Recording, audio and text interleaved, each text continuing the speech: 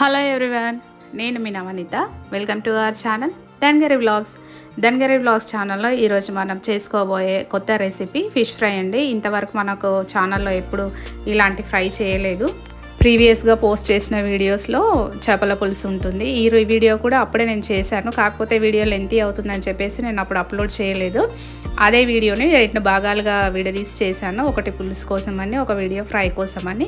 ఇక్కడ చూపించే చేపలు వచ్చేసి బంగారు తీగ చేపలండి. ఈ చేపల పేరు. ఇవి బక్కోట్పల్లి ప్రాజెక్ట్ నుంచి మా రిలేటివ్స్ తెప్పించి ఇచ్చారు.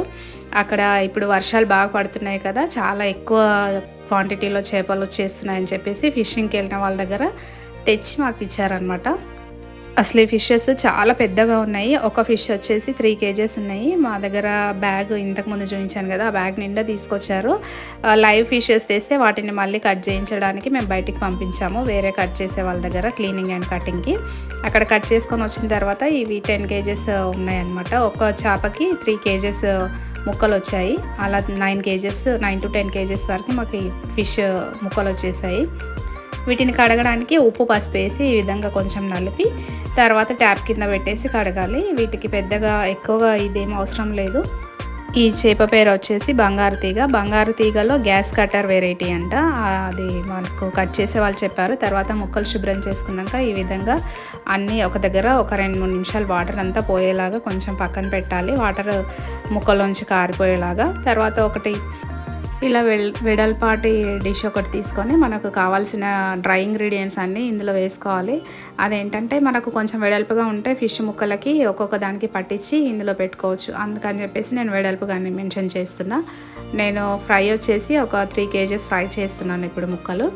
ఇక్కడ వచ్చేసి నేను 3 to 4 స్పూన్స్ కారం పొడి వేస్తున్నాను. కారం పొడి తర్వాత పసుపు మనకు అనుకూలంగా, మన ముక్కల్లో వేసి కడిగాం కదా అని ఏమనుకోవద్దు, ఎందుకంటే ముక్కల్లో వేసి కడిగింది వెళ్ళిపోతుంది వాటర్లోనే. అందుకని చెప్పేసి పసుపు మనం చూసి వేసుకోవాలి.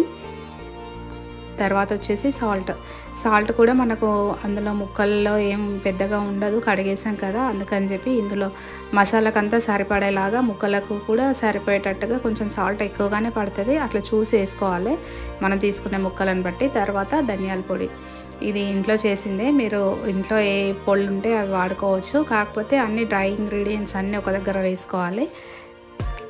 ఈ సీజన్లో ఫిషెస్ చాలా ఫ్రెష్గా వస్తాయి. ప్రాజెక్ట్ దగ్గర అప్పటికప్పుడు లైవ్గా పట్టి ఇస్తారు మనకు కొనుక్కునే వాళ్ళకి. కటింగ్ మాత్రం అక్కడ కట్ చేసి ఇచ్చేవాళ్ళు, శుభ్రం చేసి ఇచ్చేవాళ్ళు ఉండరు. కాకపోతే పట్టేసి డైరెక్ట్గా లైవ్ ఫిషెస్ ఇస్తారు. అవి మనం ఇంటికి తెచ్చుకొని ఈ విధంగా మళ్ళీ బయట కట్ చేయించుకొని చేసుకోవచ్చు.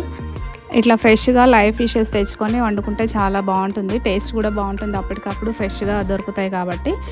ఇక్కడ కోట్పల్లి ప్రాజెక్ట్లో ప్రాన్స్ కూడా దొరుకుతాయి. కాకపోతే మాకు అవి ఆ రోజు అవైలబుల్ లేకుండే, మళ్ళీ ఫిషెస్ ఉన్నాయి కదా అని చెప్పేసి మేము వేరే ఏం తెచ్చుకోలేదు.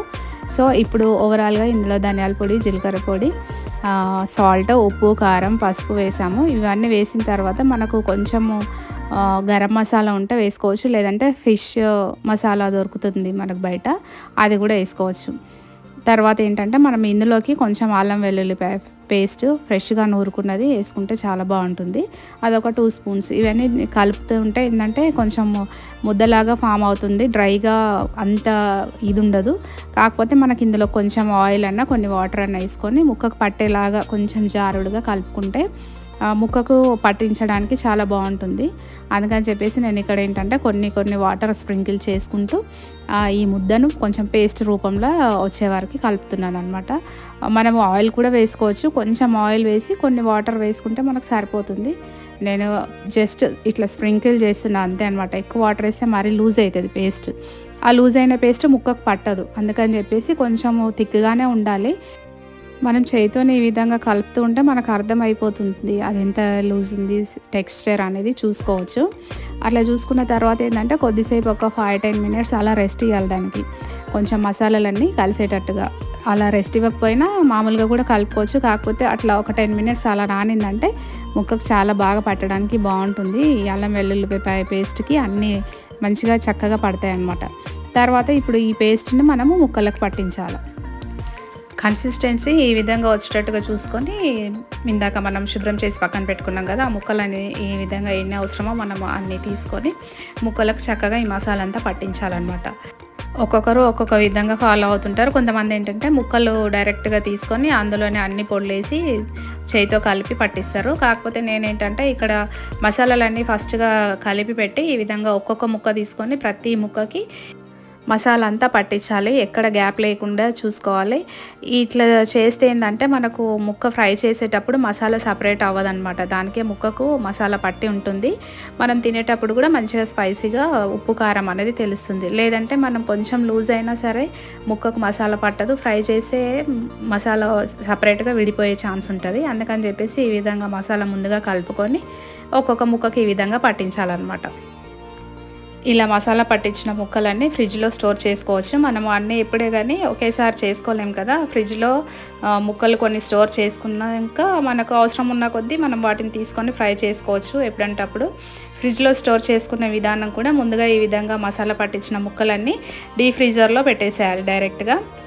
మినిమం టు మినిమం 1 అవర్ పెట్టాలి డీప్ ఫ్రిడ్జ్లో. అట్లా పెట్టిన తర్వాత ఏంటంటే ముక్క అనేది గట్టిగా అయిపోతుంది. మనకు చూస్తే డ్రై అనిపిస్తుంది అనమాట. ముక్క పట్టుకొని చూస్తే ఇలా ప్రెస్ చేసి చూస్తే కూడా అది గట్టిగా డ్రైగా అనిపిస్తుంది. అలాంటి టైంలో తీసి మనము వేరే బాక్స్లో స్టోర్ చేసి పెట్టుకోవచ్చు. ఇప్పుడు డీప్ ఫ్రీజర్లో నుంచి తీసేస్తున్నాను నేను. పెట్టి 1 అవర్ అవుతుంది. తీసిన తర్వాత ఇలా ఒక స్టోరేజ్ కంటైనర్లో ముక్కలన్నీ తీసి మనము దాంట్లో నుంచి తీసి ఈ విధంగా దీంట్లో ట్రాన్స్ఫర్ చేసి అన్ని ముక్కలు ఒకదానిపైన ఒకటి మంచిగా చక్కగా అమర్చుకొని స్టోర్ చేసి పెట్టుకోవాలి.